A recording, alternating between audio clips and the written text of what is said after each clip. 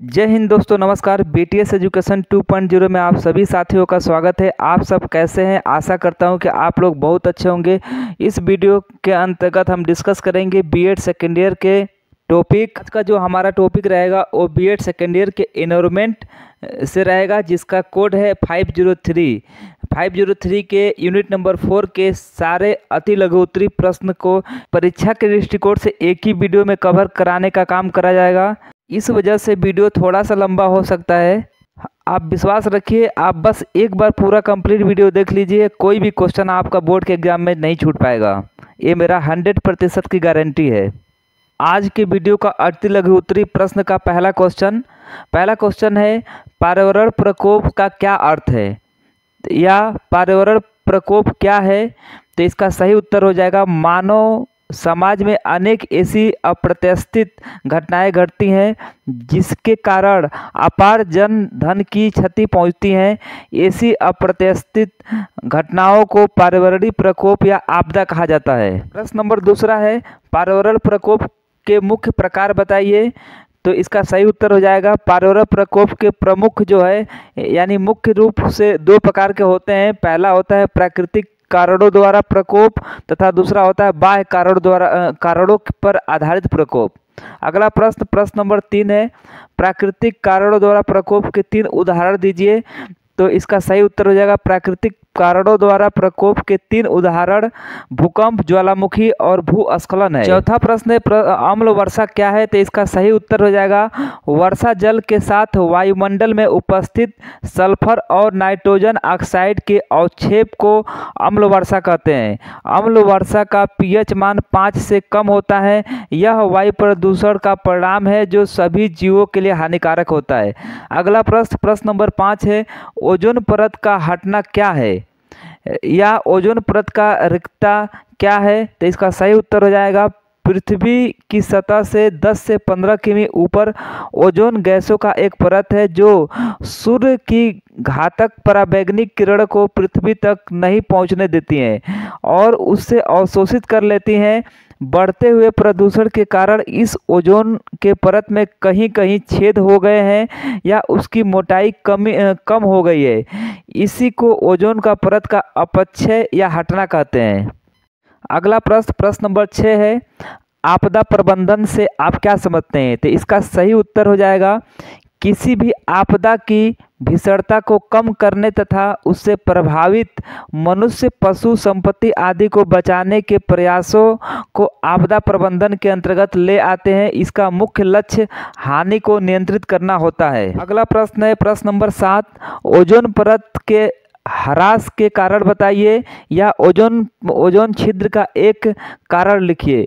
Ozone परत, इसका सही उत्तर है, ओजोन परत का ह्रास के कारण निम्नलिखित है, वायुमंडल में नाइट्रोजन ऑक्साइड की अधिकता, दूसरा है मानव द्वारा फ्लोरोकार्बन यानी CFC यौगिक का निर्माण, और तीसरा है परमाणु विस्फोटक से निकली गैस, और चौथा है परमाणु केंद्रों से रेडियोधर्मित का विकिरण। ये क्वेश्चन 2017-18 दोनों में पूछा गया है, इसलिए बहुत ही महत्वपूर्ण क्वेश्चन है। अगला प्रश्न नंबर 8 है, ध्वनि प्रदूषण के स्रोत क्या क्या है?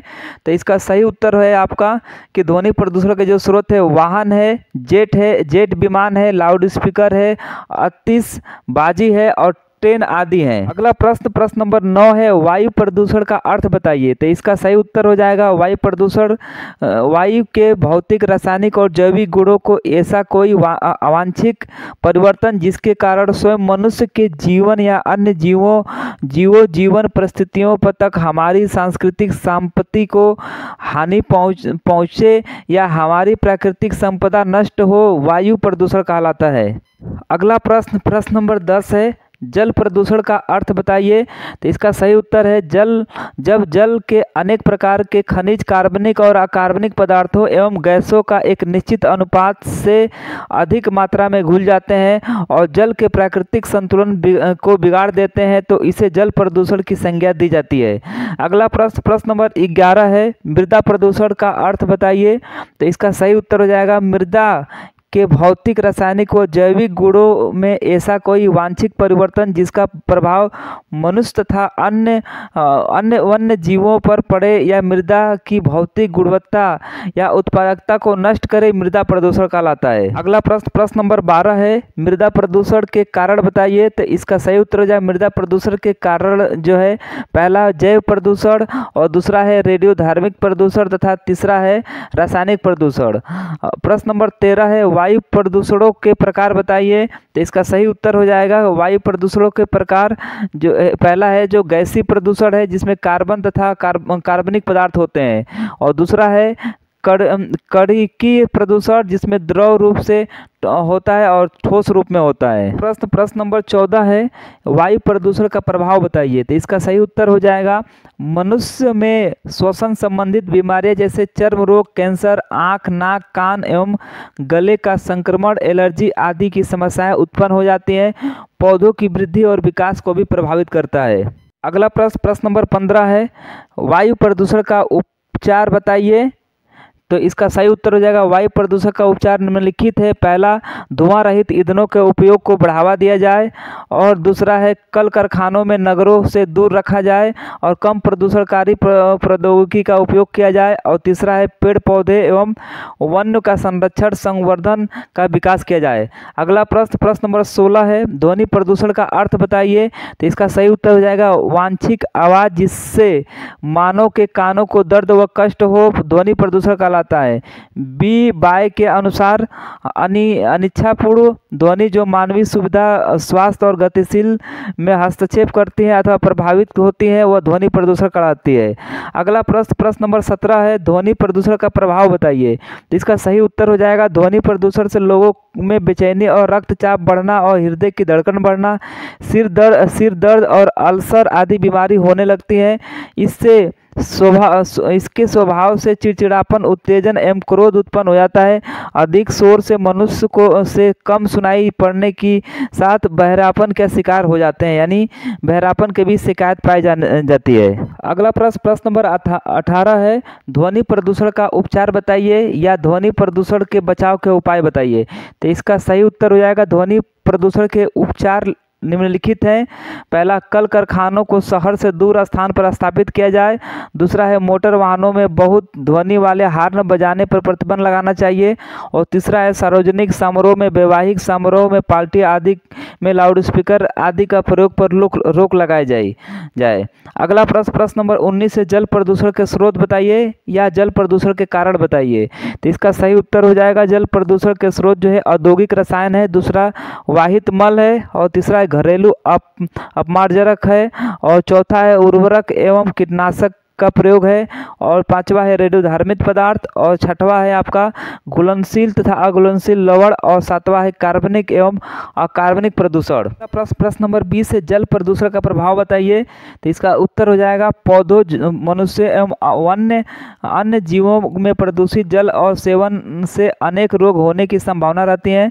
इससे हृदय, गुर्दा, फेफड़े, मस्तिष्क आदि के रोग हो जाते हैं, और चर्म रोग, कुष्ठ रोग, कैंसर आदि की संभावना रहती है। जलीय पौधे एवं जीवों के विपरीत प्रभाव पड़ता है, इससे प्राकृतिक संतुलन बिगड़ने का खतरा रहता है। अगला प्रश्न नंबर 21 है, जल प्रदूषण का उपचार बताइए। तो इसका सही उत्तर हो जाएगा कि जल प्रदूषण के उपचार, पहला है उद्योगों से निकलने वाले प्रदूषण निस्तारण की उचित व्यवस्था की जानी चाहिए। दूसरा, मल मूत्र, कूड़ा करकट आदि के निराकरण उपाय के लिए उचित व्यवस्था की जाए। तीसरा है कृषि के लिए न्यूनतम रासायनिक और कीटनाशक का प्रयोग किया जाए।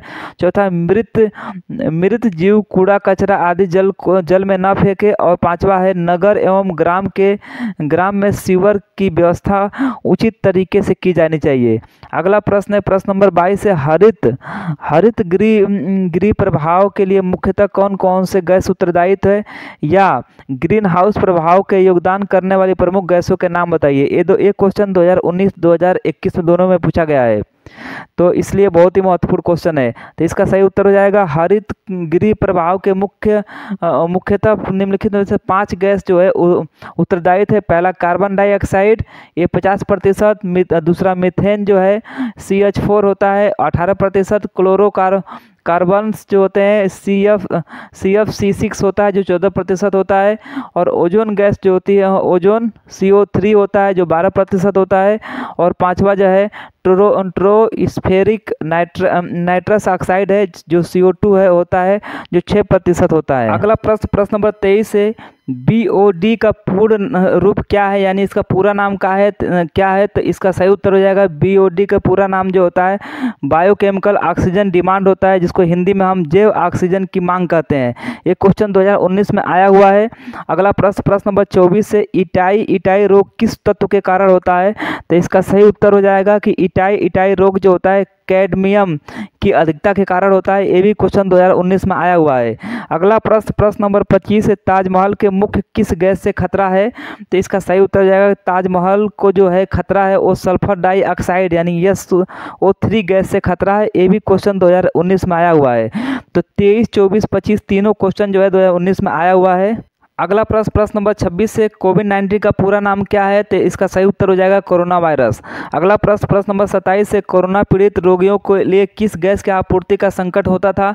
तो इसका सही उत्तर हो जाएगा ऑक्सीजन। एक क्वेश्चन 2022 में आया हुआ है तीनों क्वेश्चन। अगला प्रश्न है प्रश्न नंबर 28 की कोरोना वायरस से बचने के लिए 3 विधियों का उल्लेख कीजिए। तो पहला है जो है इसका विधि हाथ धोने की आदत डालें और मास्क पहने और गुनगुना पानी पिए। इस प्रकार अति लघु उत्तरीय क्वेश्चन सारे समाप्त होते हैं यूनिट नंबर 4 के। आप सभी लोगों का जो है लास्ट तक वीडियो देखने के लिए बहुत बहुत धन्यवाद। मिलते हैं नेक्स्ट वीडियो में, तब तक के लिए सभी साथियों को जय हिंद जय भारत। आप सब अपना ख्याल रखिएगा, अच्छे से मेहनत से पढ़ाई करिए।